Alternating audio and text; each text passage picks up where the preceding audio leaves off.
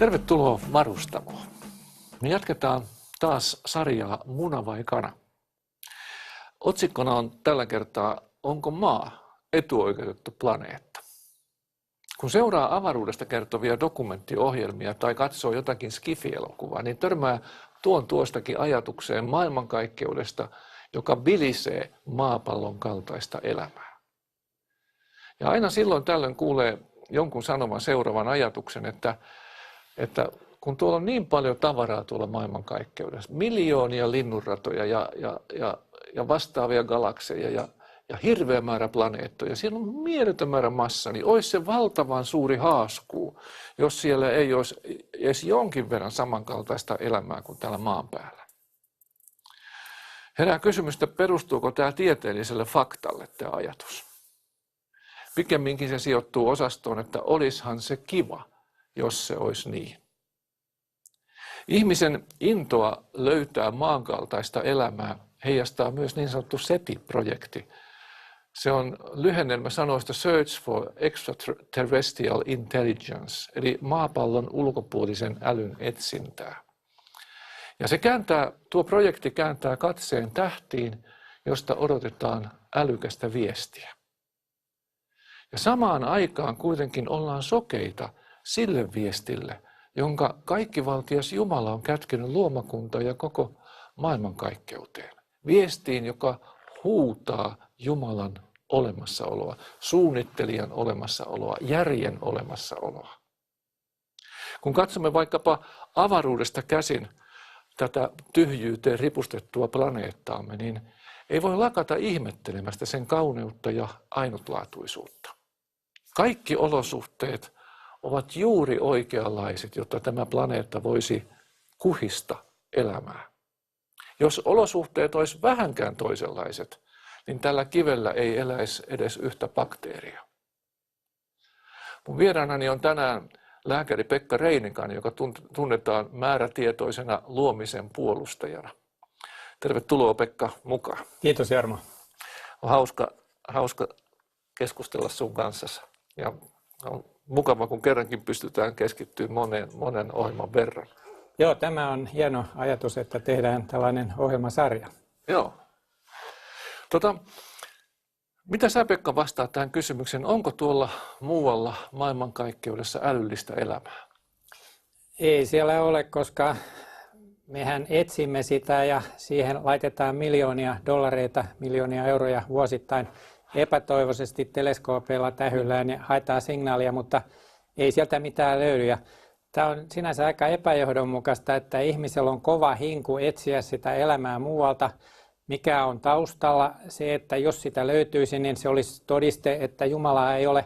No se olisi aika huono todiste, koska miksei kaikki valtias voisi luoda sinnekin elämää, jos hän haluaisi. Mutta se on äärimmäisen epätodennäköistä. Sen sijaan, jos vaihdamme teleskoopin tähtien kiikaroinnin mikroskooppiin ja katsomme soluja, niin sehän on täynnä älykästä viestiä. Että ihminen on tälle, että hän haluaa niin kuin sulkea pois Jumalan. Hän ponnistelee, näkee vaivaa, tavattomasti nähty vaivaa, että tavalla tai toisella voidaan Jumala sulkea pois. Kulutetaan miljardeja ja miljardeja taas. Lähetetään Marsiin mönkiä, hintalappu 4 miljardia euroa. Lähetettiin sondi nyt tuonne komeetalle, hintalappu 2 miljardia. Kaikki tavoite, jos löydettäisiin elämää, niin vihdoinkin voitaisiin varmistua siitä, että Jumalaa ei ole, mutta tämä on lähinnä koomista, koska katsotaan nyt sitten tuonne mikroskooppiin, niin se kertoo meille, että Jumala on olemassa, koska se on täynnä informaatiota, viestiä jostakin. Ei se viesti ole itsestään sinne syntynyt. Ja tämä väite, että maailmankaikkeus kuhisisi elämää, sehän oli Carl Saganin esittämä väite joitakin vuosia sitten. Ja hän sanoi, että kaikki paikat kuhisee elämää. Sitten kun Ward ja Brownlee julkaisi kirjan Rare Earth, eli harvinainen maapallo, siis täysin maallistuneita tutkijoita, niin he rupesivat laskemaan todennäköisyyttä, että mikä on todennäköisyys, että planeetta on elinkelpoinen. He laski todennäköisyyden ja se on sama kuin jos olet sä koskaan lotonnut? Pari kertaa. Niin montako kertaa sun pitäisi viedä se lottokuponki R-kioskille perättäisinä viikkoina, että sä voittaisit yhden kerran? Hirveä määrä nollia sinne numero No yläpuolelle. 300 000 vuotta, et ole nyt kärsivällinen. Mutta se, että tämä olisi todennäköistä, että toinen planeetta olisi, niin se on sama kuin sä 70 kertaa perättäisinä viikkoina vetäsit täyden potin lotosta. Ja tämähän on mahdotonta, eli ei se ole mahdollista, että täällä on ehkä 300 tekijää toisistaan riippumatonta tällä planeetalla, jotka pitää säätää toisistaan riippumatta hyvin tarkasti, jotta täällä voi olla elämä. Ja tämä on niin kuin mahdotonta toistaa. Eli Jumala on tämän planeetan valmistanut ihmisille ja se, että toinen samanlainen olisi, niin ei riitä 100 miljardia tähtisumua, joissa kussakin on 100 miljardia tähteä ja planeettoja, sitten vielä 10-kertainen määrä tähän nähden, niin se on aivan liian vähän planeettoja, jotta olisi mahdollista, että olisi toinen yhtä hienosäädetty planeetta. Mennään tähän hienosäätöön kohta uudestaan. Moni pitää vettä avaimena elämän synnylle. Monet näistä luotaimista ja muista projekteista, ne etsii planeetolta vettä. Jos löydetään vettä nestemäisessä muodossa, niin sitä pidetään ehdottomana todisteena siitä, että siellä on todennäköisesti myös elämää, ainakin jotain mikrobeja.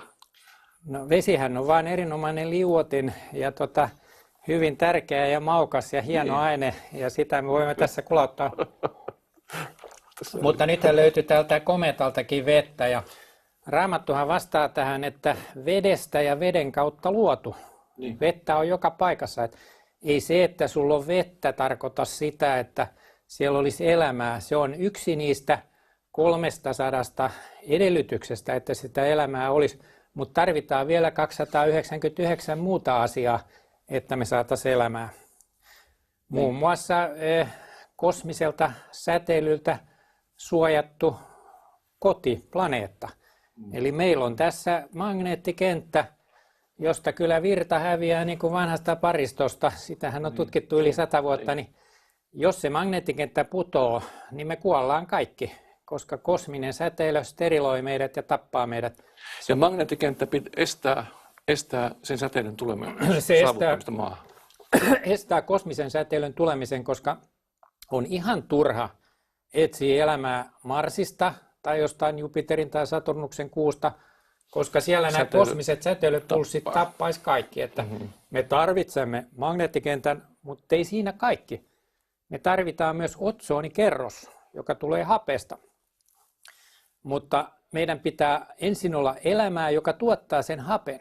Kasvit tuottavat hapen ja siitä hapesta tulee tämä otsonikerros. Ei meillä mitään otsonikerrosta ole ilman kasveja, jotka tuottaa sen hapen. Otsonikerros estää haitallisen B-ultraviolettisäteilyn vaikutuksia, joka myös tappaa. Eli me tarvitaan näitä suojakilpiä. Magneettikenttä, otsonikerros, siinä 2 asiaa näistä 300, jotka on välttämättömiä elämälle. Ja näitä on siis 300 yhteensä.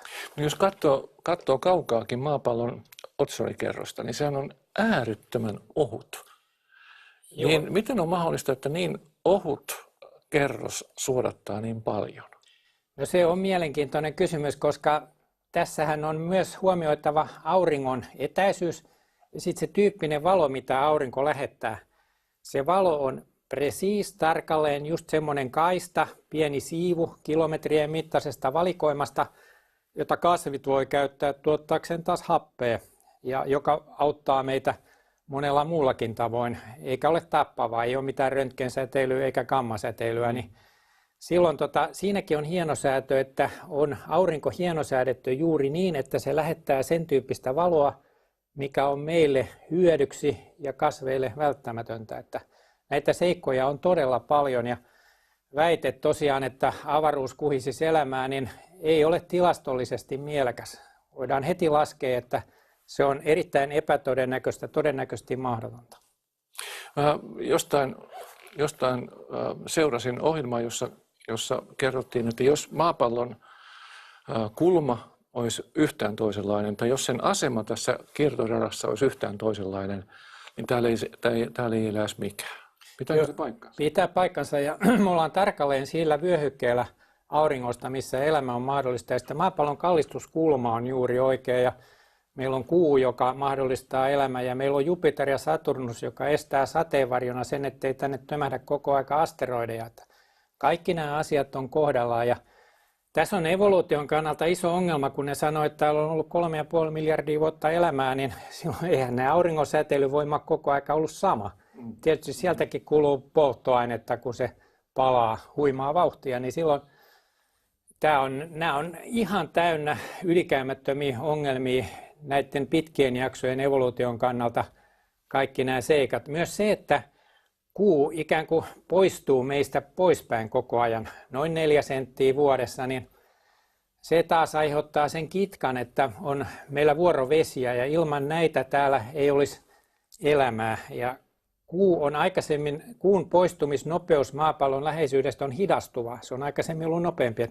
Jos me lasketaan taaksepäin se 3,5 miljardia vuotta, niin Kuuhan olisi koskettanut maata, että ei semmoinen käy. Eli Kuu on tarkalleen oikealla etäisyydellä, ja oletko tullut ajatelleeksi sitä, että kun tulee täydellinen auringonpimennys, se menee just tarkalleen siihen auringon päälle, aivan presiis tarkalleen. Se on säädetty.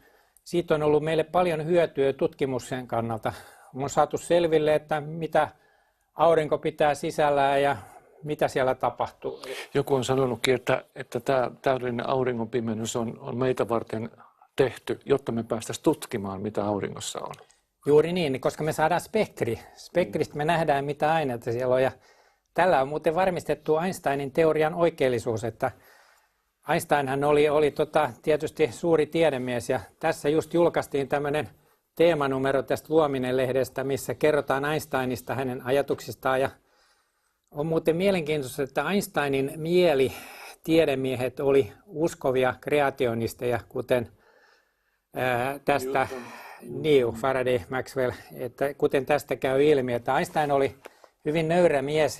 Hän oli jonkinlainen deisti, eli Jumalaan uskova, mutta kuitenkin hän ihaili eniten, ja näiden kristittyjen luomiseen uskovien tiedemiesten isot portretit, eli valokuvat, oli Einsteinin työhuoneen seinällä.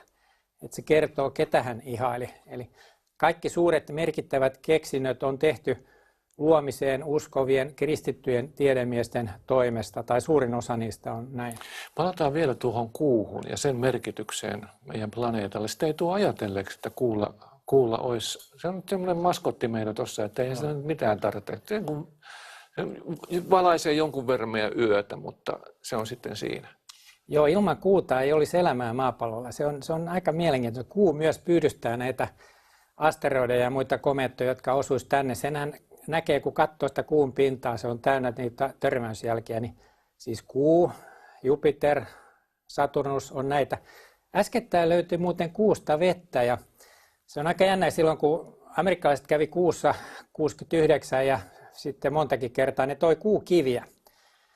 Niin niitä ei tutkittu kunnolla, nimittäin ei tutkittu, että onko Kuussa vettä, koska vallitseva käsitys maailmanhistoriasta, tämmöinen evolutiivinen käsitys oli, että ei Kuussa voi olla vettä. Nyt ne tutkittiin uudestaan pari vuotta sitten, ja siellähän on vettä. Mistä se vesi sinne Kuuhun on tullut, niin sitä vaan on. Eli se törmäysteoria, sanotaan, että Kuu muodostui miljardia vuosia sitten, kun joku planeetta törmäsi maapalloon, niin sellainen mälli olisi haiduttanut kyllä kaiken veden. Eli se, että miksi Kuussa on vettä, niin Raamattuhan sen selittää, kun Raamattu sanoo, että vedestä ja veden kautta luotu, niin totta kai siellä on vettä. Siellä on vielä luomisvettä jäljellä. Siellä on sitä vettä, joo.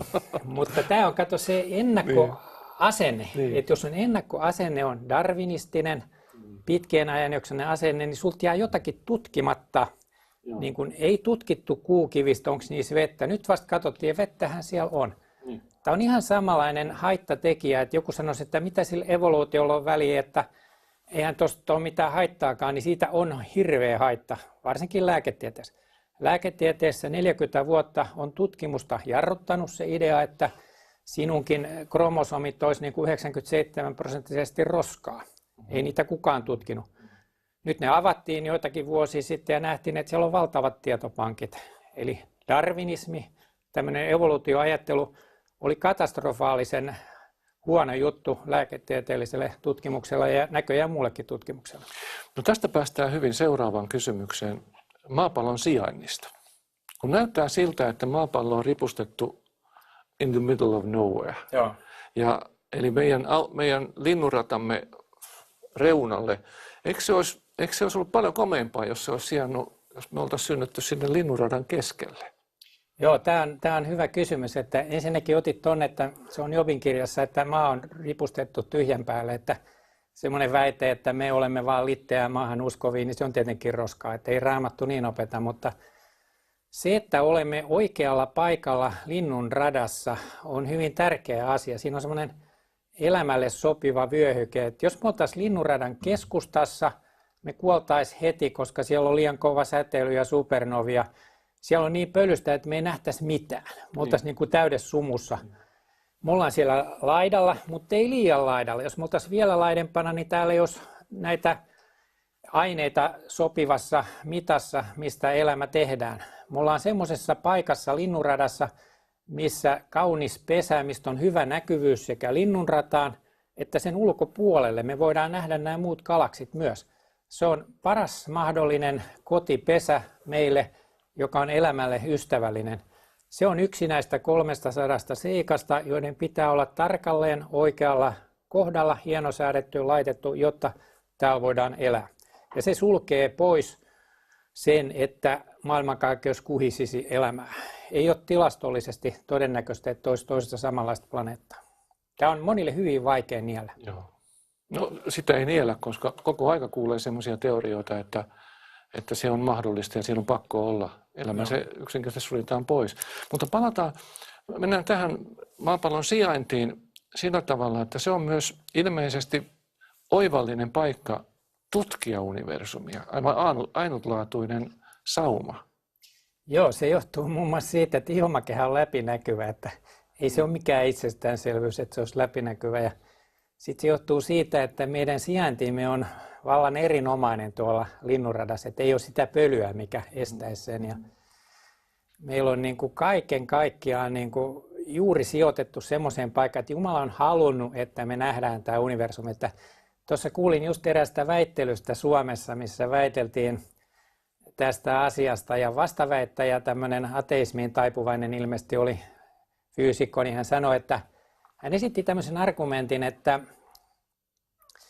jos Jumala on olemassa, niin minkä takia hän olisi luonut näin valtavan maailmankaikkeuden, että eikö tämä aurinkokunta ole riittänyt, että se, että tuolla 100 miljardia tähtisumua, niin se on liikaa, mutta mitä Raamattu tähän sanoo, niin Raamattuhan sanoo, että taivaat julistavat Jumalan kunniaa. Niin silloin, jos Jumalan kunnia on iso, niin on tämä maailmankaikkeuskin. Että nykyään nämä ateistit kehittelee semmoisia ajatuksia, että minkälainen heidän mielestään Jumala on. He laittaa, että Jumala on niin vaatimaton, että hän olisi luonut vain aurinkokunnan, mutta siinähän sotketaan niin kuin tiede ja usko tai uskonto. Eli kyllä Jumala on halunnut, että me tarkastellaan tähtiä. Sitä paitsi Jumala sanoo Abrahamille, että niin kun on tähtien luku, on sinun jälkeläisesi luku oleva. Ja silloinhan nähtiin vain 3000 tähteä paljalla silmällä. Nyt me tiedetään, että niitä on enemmän. Mä luin jostakin vähän aika sitten ja kuuntelin itse asiassa myös pätkiä planeettojen äänistä.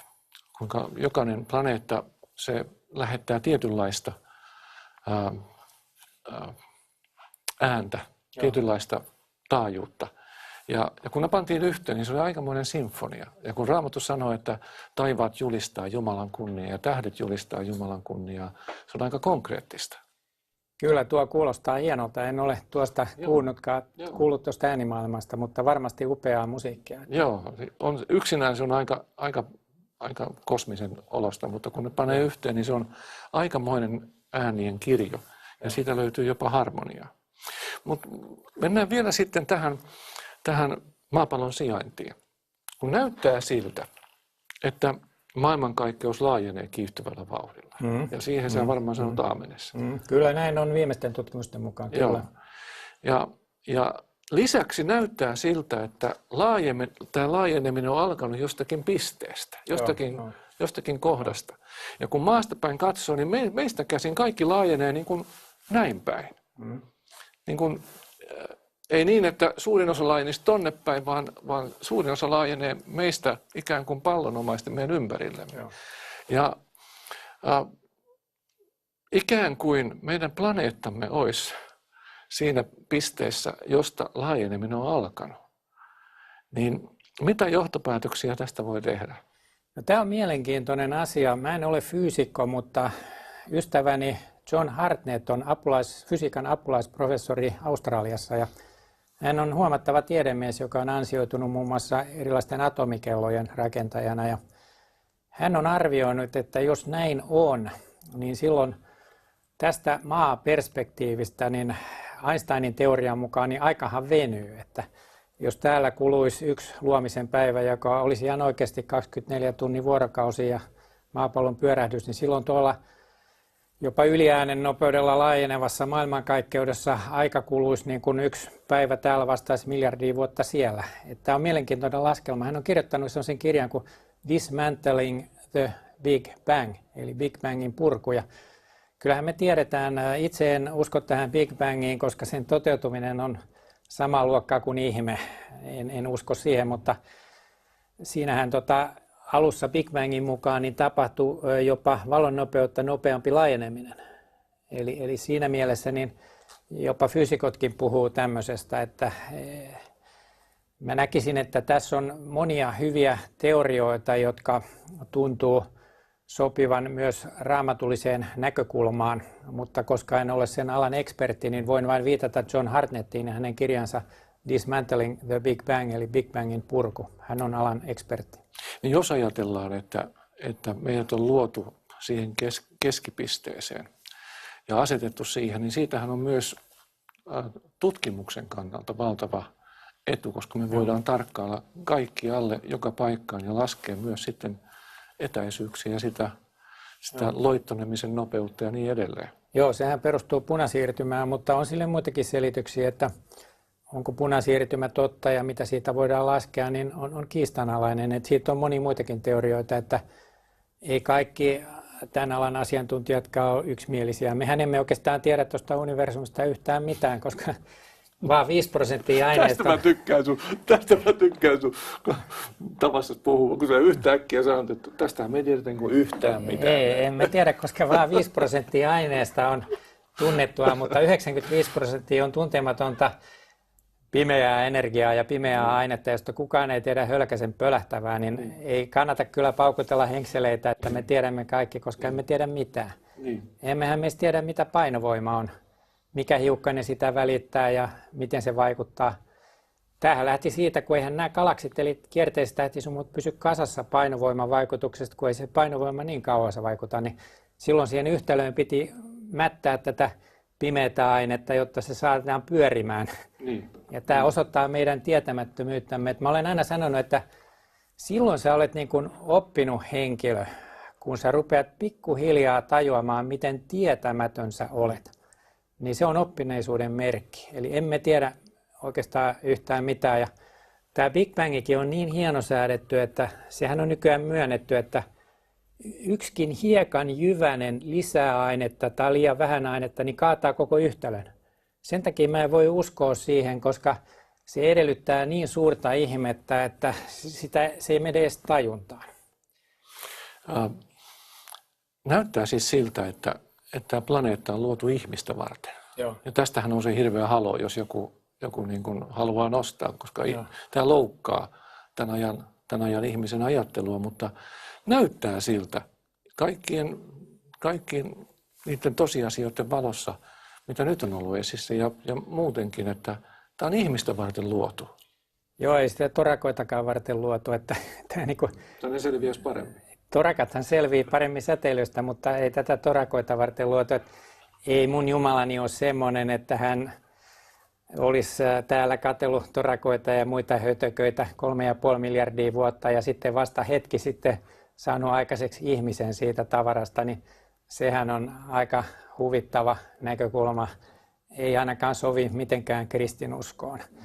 Ja mielenkiintoista tässä on se, että tänne on luotu ihminen soluja, jotka voi nähdä, kuulla, haistaa, maistaa.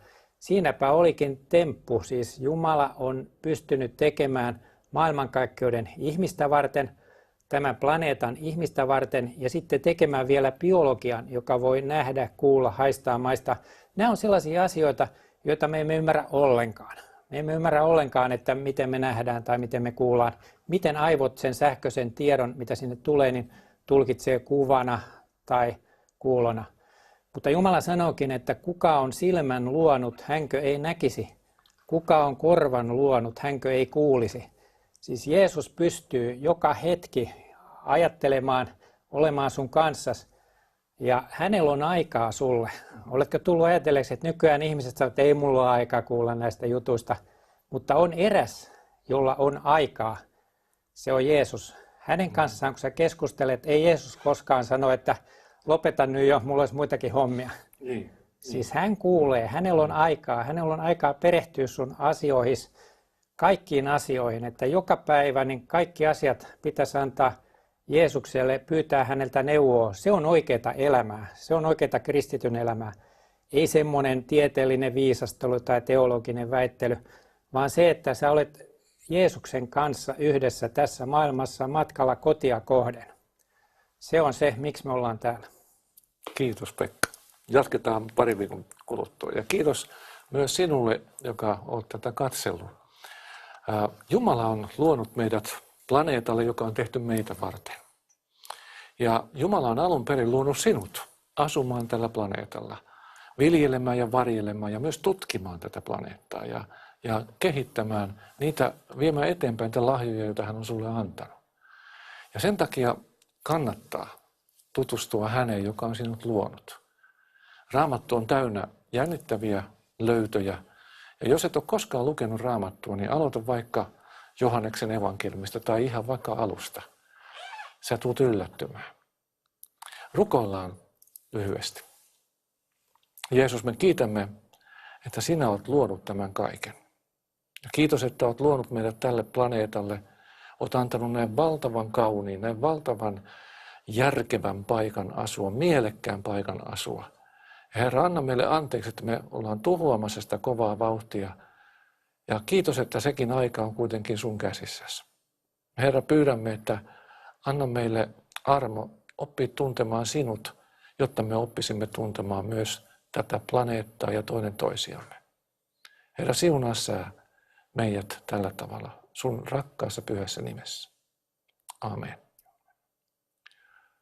Mukava, kun olit kuulolla ja katselemassa tätä ohjelmaa. Me jatketaan taas 2 viikon kuluttua. Jos sä haluat tukea niin tätä ohjelman lähettämistä, niin sä voit kilauttaa tuohon numeroon, joka on tuossa kuvaruudun alareunassa. Tai laittaa jonkun summan tulle tilille, jos haluat. Joten nähdään 2 viikon kuluttua ja siihen asti ei muuta kuin raakasti siunausta. Moi moi!